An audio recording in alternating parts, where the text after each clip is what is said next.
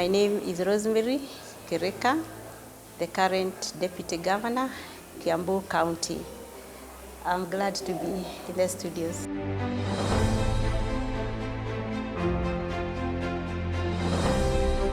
Yes, yesterday we had a county cleanup day for our county. We usually have one every last Saturday of the month. So yesterday, the 29th of July, we had a cleanup day, and I attended that event at Juja town. The message we want to give to our people is to sensitize them that our environment is polluted. And what is polluted? Our air is polluted, our soil is polluted, our water is polluted. And we all know what the pollutants are. They are polluted by garbage, polluted by sewage, agricultural chemicals, and even factory effluents. Today, I would like to emphasize on the garbage as a pollutant. These include papers, nylon papers, and any kind of dirt that we throw, just like that into the environment. The danger is when it rains, all the garbage is swept to the rivers. And the garbage goes to pollute our water. And how can you tell that our water is really polluted? If you look at our rivers, look at the color of the water. You'll find that some rivers are blue in color, others are red in color, and the water is red. Some rivers have water that is black in color, depending on the activities that are going on around that portion of the river. If you try to smell that water, you'll find that it smells very bad. It is polluted. It is polluted. You cannot even dare to taste that water because that is dirty water. So we want to sensitize our people that indeed our environment is polluted, our water is polluted, and we all know the dangers of pollution and also the cost of pollution. Yes. If I can just mention a little bit, it is all about our health. Most of the diseases that we experience as citizens are actually out of the polluted environment and the polluted water. If you think about diseases such as cholera, you think about diseases that affect our lungs, our breathing system, asthma, bronchitis, homa, and even COVID.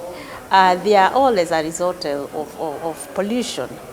And for your information, 30 to 40% of the diseases are caused by water. We go to each and every sub-county. We have 12 sub-counties in Kiambu.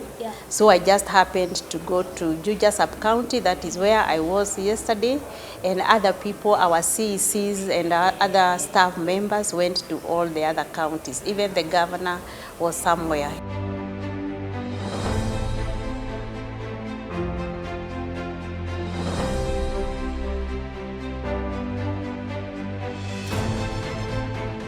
When we took leadership of the Kiambu County about a year ago, we found the county in a very bad shape, both in service delivery and even in socio-economic development. We found a lot of things had gone wrong. The county was losing a lot of resources, both cash and kind. A lot of county land had been grabbed. There was nothing happening in some of the departments, such as the agriculture department and even youth and sport department. And we had a lot of stalled projects, especially level 4 hospitals. So when we got into this leadership, we took some time to actually kind of understand the depth or the extent or the magnitude of the mess that was there, of the damage that had been caused, the mess that was there. And again, we also took a bit of time to plan the best way forward. So by now, we have made a lot of progress because one, we have managed to increase our own source revenue, and that has enabled us to be able to revive most of the projects that we found that were stalled.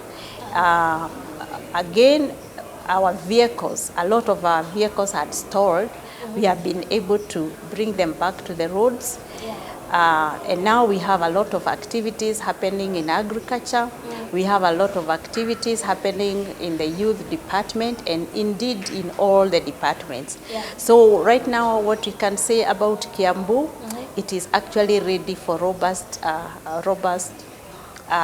development. You know, we launched our CIDP, our 5-year plan, a few weeks ago. So that means we have a plan or a strategy of what we want to achieve in the next 4 years. We are just continuing with the projects. We have a lot of projects which we can say they are work in progress. They are in different stages of procurement. Some are at advertisement, others at the quotations level, others are at the tendering level, others are going on. So there is nothing like stopping to work. Work is continuous.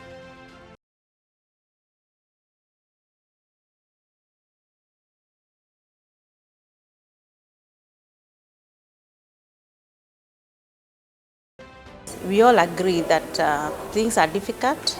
We are going through a rough time as Kenyans because the cost of living is actually high and no one can deny that. We are all experiencing it. But everyone needs to know that this is not a Kenyan problem, it is a global problem. The best we can do is trying to find ways and strategies to help us to be able to survive during this hard time. But what I know is that the Kenya Kwanza government is really trying. Our president is really trying.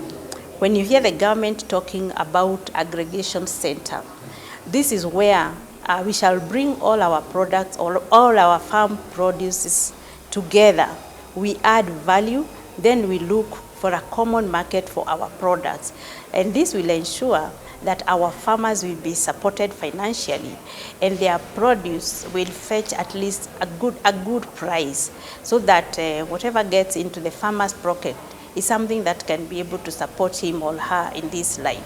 When you hear the government talking about industrial park, this is where the industries are brought in one location or in one site so that they can leverage on the available resources, available utilities, raw materials, and this is designed to ensure that the cost of production also comes down, so that when these products or commodities are taken out there into the market, the price is pocket friendly for our citizens. When you hear the government talking about education, supporting health care, to bring all the costs down, all these things. And even the government is also talking about fertilizer subsidy. It has been subsidizing fertilizer to ensure that our agricultural products are produced at a friendly cost. All these projects and all these strategies are aimed at bringing the cost of living down. But at the end of the day, the cost of living is affecting you, it is affecting me, it is affecting people as individuals. Yes, so what I can advise our people is that we all need to look at our personal budgets. And I've been attending churches and actually encouraging our pastors and our bishops to be able to advise our people. They can invite consultants, financial consultants, to train our people on personal budgets. And this will help people to be able to come up with strategies and budgets which can help them to actually survive this time as the government continues to look for ways to bring the cost of living down.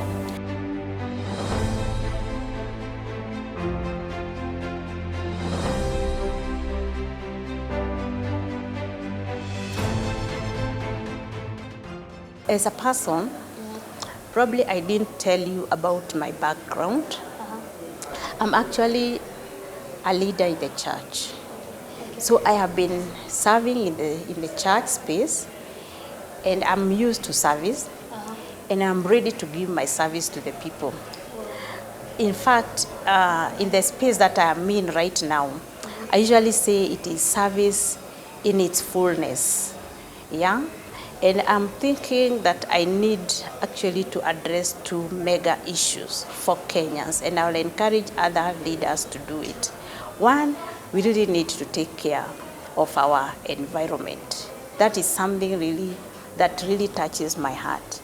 Our environment, to ensure that we improve the quality of living through health.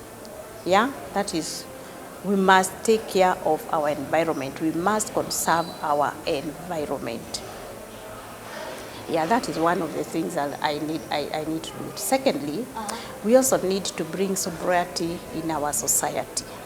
Yeah, when we were doing our campaigns, I actually realized that this country needs people to be sober, because the government is ready to bring development, a lot of development. But do we have a competent recipients for this development? Are we ready for this development? We have a lot of our youths who have turned into drinking. And these are the same people that we are expecting to give jobs and to participate in development of this nation. So one of the things that we need to do as a nation is to think about restoring sobriety in our society.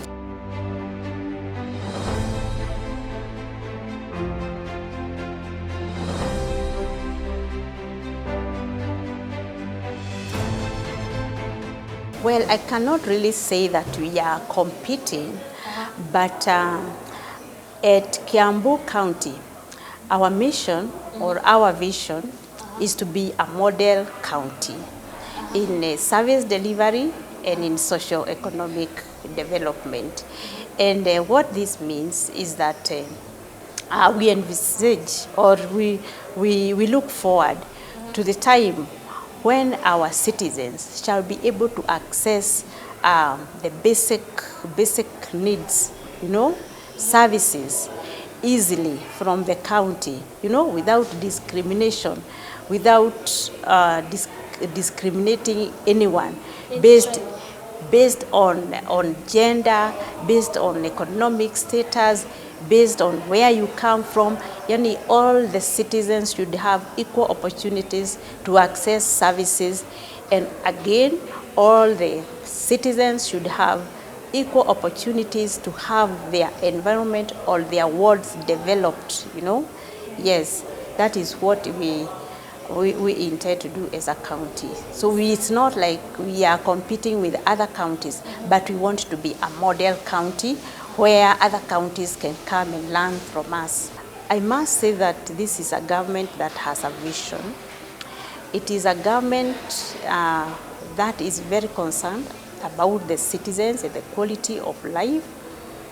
It is a government that is serious with development.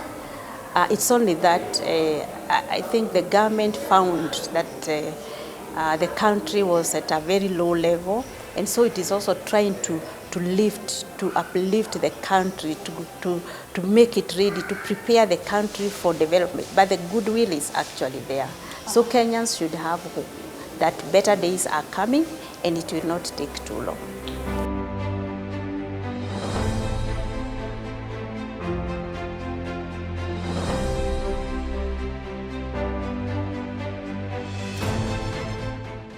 I know there are laws in each and every department, but there could be some gaps. And going forward, I think what we need to do is to look at all the laws identify the gaps, and also now come up with new policies and new laws that will enable us to achieve what we need to achieve as a nation. So I think there is that need to strengthen the law so that if one is found dirtifying the environment, an action can be taken. In fact, if you go to places like America, if you are found actually dirtifying the environment, you are charged. You know, it is law that controls you even in your house. I think we need to go to that level of control and regulation.